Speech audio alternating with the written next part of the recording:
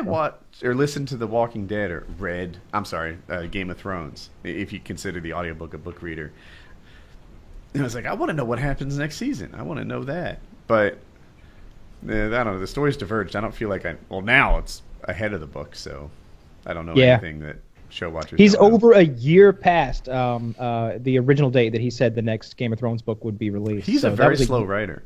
He's way over every. When I was finishing the 5th book in like 2012 or whatever it was, 2013 maybe when it came out, he was already saying, like, I had people introduce me to it, like, dude, I finished the 5th book and like it's only another 8 months until he gets that next one out, like for sure. It's been delayed a lot, but he's gonna get it, and that was like years ago, and he's still apparently not very close to finishing. And he seems to be doing, you know, it doesn't even seem like he wants to finish it at this point. Let me say this. Stephen King writes about 20 pages a day. He's considered a fast writer, right? He's about twice as fast. Other authors can very prolific. 10 pages a day. He's talked about how he does that. Discipline. Gur Martin, a page a day. A page a day.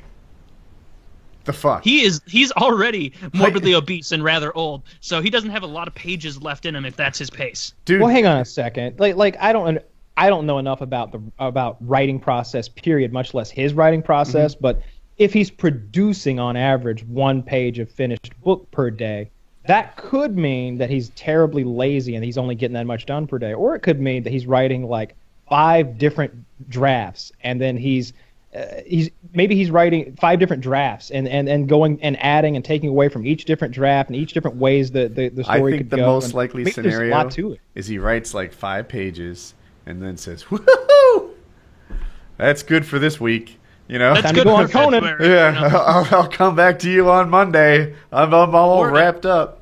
I can also picture him doing it to where like he doesn't know 100% all the ways the series was going to end. So like when he told the directors a while back, because you heard like, if he dies, they're going to finish the series the way he wanted, because he told them. I think he probably just told them like, in the end, Jon becomes king and Daenerys is his queen, and now he's there like, how does this happen? All right, let's see. What do we do? Okay, so I wrote him out, but God, we got to wrap that story up. Shit, I've kind of written myself into a corner here. Well, this group has to come back into play because I hinted at that 9,000 pages ago in book 1. But most of them have been killed by this guy that I wrote about in some ancillary story. Like, God damn it, George, why'd you put that in there? Now, and now I feel like maybe he can't cobble it together in the way that he thinks is worthy of it. Maybe he's read fanfic and he's like, God damn it, that's better than what I had planned. It's like, but that's possible. Who knows? Maybe it could have all just been a dream.